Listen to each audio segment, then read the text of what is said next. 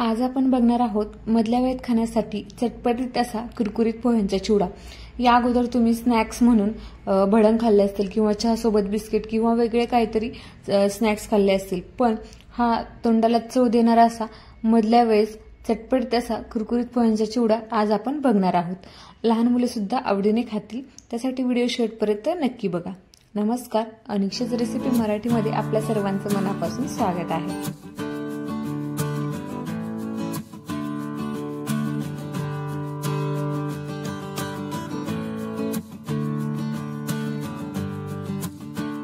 चला तर मग सुरुवात करूया रेसिपीला। तर बघा, इथे मी पहिल्यांदा गॅसवरती कढई चढवली आहे। यामध्ये आपण 2 चमचे तेल घालायचे। तेल तापलं की गॅस आपण कमी करायचा आहे, कारण आपल्याला फोडणी द्यायची आहे। आता यामध्ये आपण 1 चमचा मोहरी घालूयात। यानंतर 1 चमचा जिरे घालायचे।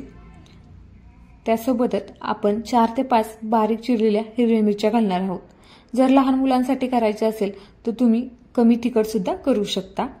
आता यामध्ये आपण थोडासा कढीपत्ता घालूयात आणि या फोडणीला व्यवस्थित तळून घेऊयात 1 ते 1.5 मिनिट।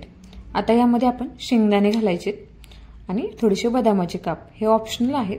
आता मीडियम फ्लेमवरती याला व्यवस्थित तळून घ्यायचे तेलामध्ये। फोडणी छान बसली तर पोहे सुद्धा चवीला खूप छान लागतात। आता आपण यामध्ये 1/2 चमचा हळद घालूयात आणि याला पुन्हा थोडंसं मिक्स करून घेऊयात।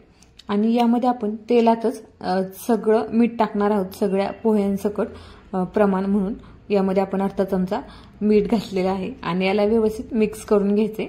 आणि यामध्ये आपण जे पोहे करतो ना नेहमीचे, ते पोहे आपण यामध्ये न भिजवता कोरडेच घालणार आहोत। तर बघा, यामध्ये हे पोहे व्यवस्थित मिक्स करून घ्यायचं। गॅसची फ्लेम आता आपल्याला बारीक करायची आणि मंद आचेवरती याला सतत हलवत आपल्याला परतत राहायचं आहे। गॅसची फ्लेम अजिबात मोठी करायची नाहीये, नाहीतर आपला चिवडा करपू शकतो आणि त्याची चव बिघडू शकते।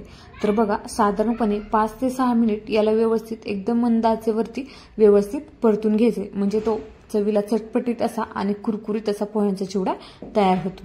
तर बघा, इथे आपले पोहे एकदम छान तयार झालेले आहेत। लहान मुलांसाठी किंवा मधल्या वेळेत खाण्यासाठी चटपटीत असा कुरकुरीत पोह्यांचा चिवडा तुम्ही सुद्धा नक्की करून बघा आणि ही रेसिपी कशी झाली मला नक्की कळवा कमेंटमध्ये।